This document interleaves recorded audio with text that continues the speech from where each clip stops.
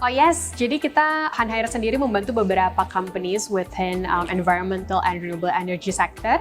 So mungkin kalau pernah dengar Veratmos, Surenesia, Waste for Change, atau pernah dengar Nafas juga yang akhir-akhir ini juga lagi booming di market, itu adalah contoh beberapa perusahaan yang sekarang lagi growing di industri ini. So kita juga senang sih melihat the growth of this business of course, because as we know that kita memang sekarang lagi facing the big challenge, and it's not just the problem in Indonesia, but climate crisis is becoming the worldwide problem. Dan kita juga delighted to have those clients, some of the companies within this industry juga. Kita pengen support juga sih their commitment in net zero emission by 2050.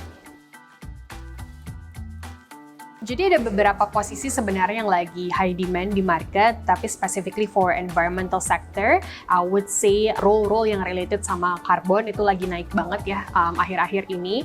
So the title would be like carbon project, head of climate expert, or head of carbon project. Those are the examples of the positions that are currently highly demand. Dan kalau kita ngomongin teknologi functions juga, sebenarnya posisi-posisinya juga similar, like machine learning, data scientist, tapi memang role ini specifically demand the candidate untuk punya strong knowledge di carbon dan juga environmental sector.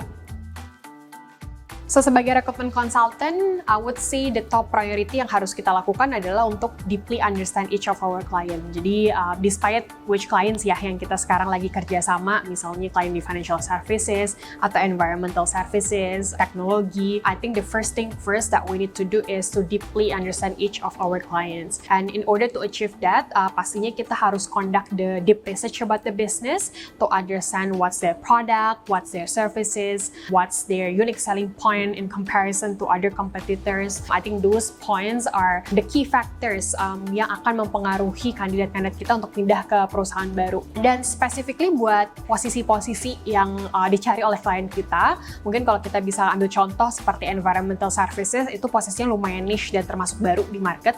Jadi tentunya sebagai recruitment consultant kita pengen tahu juga sih sebenarnya what's their core responsibility, what's the output that my clients are looking for misalnya, dan kemudian juga apa sih scope of work-nya.